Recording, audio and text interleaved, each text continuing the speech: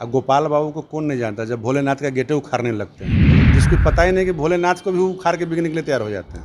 तो बाकी अगर डिप्टी साहब पर बोल दिए हैं तो उनकी मानसिकता पर आप विचार क्यों कर रहे हैं? काम है विरोध करना, सवाल उठाना, और सवाल उवाल उठाते रहते हैं। अब पहले परिवार को संभाल ले, फिर जनता की बात और देश की बात करेंगे तो ज़्यादा अच्छा लगेगा। उनके परिवार का अनुशासन की बात कीजिए, पार्टी तो बहुत दूर है।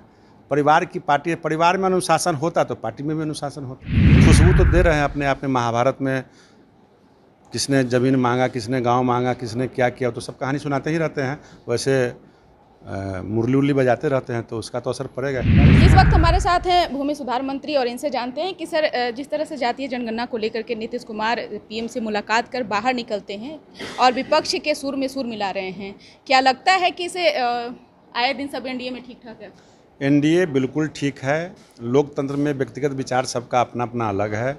और माननीय मुख्यमंत्री जी जातीय जनगणना पर अगर माननीय प्रधानमंत्री से मिले हैं, दोनों हमारे शीर्ष नेता हैं। ये बिहार के हमारे शीर्ष एनडीए के नेता हैं और देश के हमारे शीर्ष नेता हैं। दोनों की जो राय होगी वो सब हम लोग मानने के लिए तैयार हैं। गिरिराज सिंह ने एक बयान दिया, उसमें उन्होंने साफ तौर से कहा है कि जातीय जनगणना समाज के आधार पर होना चाहिए, राजनीति के आधार पर। मैं किसी व्यक्ति के बयान पर कोई कटाक्ष नहीं करना चाहता हूं। लोकतंत्र में सबका अपना अपना व्यक्तिगत राय है, अपना अपना बयान देना जरूरी है, लोग देते हैं। मैं सबकी सराहना करता हूं।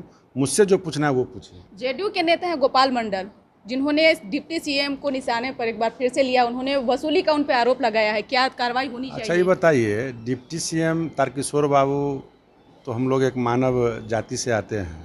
अब गोपाल बाबू को कौन नहीं जानता, जब भोलेनाथ का गेटे उखाड़ने लगते हैं तो वैसे आदमी के बयान के बारे में क्या पूछ रहे हैं, जिसको पता ही नहीं कि भोलेनाथ को भी उखाड़ के बिकने के लिए तैयार हो जाते हैं। तो बाकी अगर डिप्टी साहब पर बोल दिए हैं तो उनकी मानसिकता पर आप विचार क्यों कर रहे हैं? पूना पांडे ने बयान दिया था तो उन पर बीजेपी ने कार्रवाई की थी, तो क्या इन पे कार्रवाई होनी चाहिए? बिल्कुल हमारे माननीय मुख्यमंत्री जी बहुत सशक्त और बहुत मजबूत नेतृत्व करता है और उनके संज्ञान में बात जानने के बाद विचार करते ही हैं, विचार जरूर करेंगे। राजस्व व भूमि सुधार मंत्री हैं, मेरा एक सवाल है कि जिस तरह से बीजेपी में, जेडीयू में, अब हम में भी ये जनता दरबार जो लगाया जा रहा है, कहीं ना कहीं अधिकारी सही ढंग से काम नहीं कर पा रहे हैं, या इसी का कारण ये है? बिल्कुल, एनडीए की सरकार जनता के लिए बनी है, बनती रहेगी और जनता का सेवा ही धर्म हम लोग का है। निश्चित रूप से विभागीय काम के कारण, व्यवस्था के कारण लोग नहीं मिल पाते हैं। सभी दल के लोग अपने अपने जनता को सेवा कैसे बेहतर से दे सकें, जनता का सेवा कैसे हो, इसके लिए माननीय मुख्यमंत्री भी जनता दरबार लगाते हैं। बीजेपी कार्यालय में सहयोग का कार्यक्रम चलता है और हमारे सहयोगी दल जदयू ने शुरू किया तो सराहनीय बात, अच्छी बात है। और हम लोग तो हर गाँव गमई में जा कर के लगाते हैं। तो ये खूबसूरती है लोकतंत्र का कि जनता की सरकार है, न कि सरकार की जनता है। और मालिक जनता है, हम लोग सेवक हैं। एक प्रशासनिक पदाधिकारी सेवक होता है, एक लोकतंत्र में हम लोग सेवक हैं।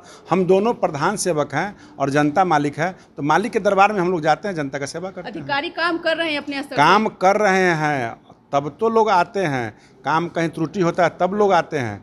काम दोनों तरह का होता है। बहुत सारे लोग आते हैं जो कोर्ट कचहरी का मामला रहता है, उस चीज़ को भी लेकर के आते हैं। जहाँ सही काम है, कुछ परेशानी है। परेशानी क्या है? जहाँ स्टाफ की कमी है, काम थोड़ा डिले हो रहा है। तो अब कोरोना के कारण, 2 साल से कोरोना के कारण बहुत सारा बहाली नहीं हुआ है। कोर्ट का प्रॉब्लम था, सब सॉर्ट आउट हो गया है। तो मुझे पूर्ण विश्वास है कि हर विभाग में बहाली होने जा रही है। मेरे विभाग में भी लगभग हम समझ रहे हैं कि 10,000 लोगों की बहाली होगी। तो निश्चित रूप से कहीं ना कहीं प्रक्रिया सरल होगा और जल्दी काम होगा, जनता को लाभ मिलेगा। आखिरी सवाल है, नेता प्रतिपक्ष तेजस्वी यादव निजीकरण को लेकर के सरकार पर एक बार फिर से निशाना साधा है, क्या कहेंगे? उनका काम है विरोध करना, सवाल उठाना, और सवाल उवाल उठाते रहते हैं। अब पहले परिवार को संभाल ले, फिर जनता की बात और देश की बात करेंगे तो ज़्यादा अच्छा लगेगा। आरजेडी को भी आप बहुत करीबी से जानते हैं, क्या लगता है कि इसे, जिस तरह से अभी जो घमासान मचा हुआ है, भाई भाई की लड़ाई जो सड़क पे आ चुकी है, दुनिया का रीत है, हर परिवार में भाई से भाई का बंटवारा होता है और अब बड़ा भाई हमेशा लड़ाई अपने अस्तित्व के लिए लड़ा है। और निश्चित रूप से उनका अगर हक है, उनका मांग है तो सही है, अपना लड़ाई लड़ें। और पांडव की बात और दुर्योधन की बात करते हैं, तो महाभारत की बात करते हैं, तो खुशबू तो दे रहे हैं अपने आप में। महाभारत में किसने ज़मीन मांगा, किसने गांव मांगा, किसने क्या किया, तो सब कहानी सुनाते ही रहते हैं। वैसे मुरली उरली बजाते रहते हैं तो उसका तो असर पड़ेगा ही। अनुशासन की बात कही जाती है आरजेडी में, क्या लगता है कि अनुशासन में वहाँ पे सब कुछ है? उनके परिवार का अनुशासन की बात कीजिए, पार्टी तो बहुत दूर है।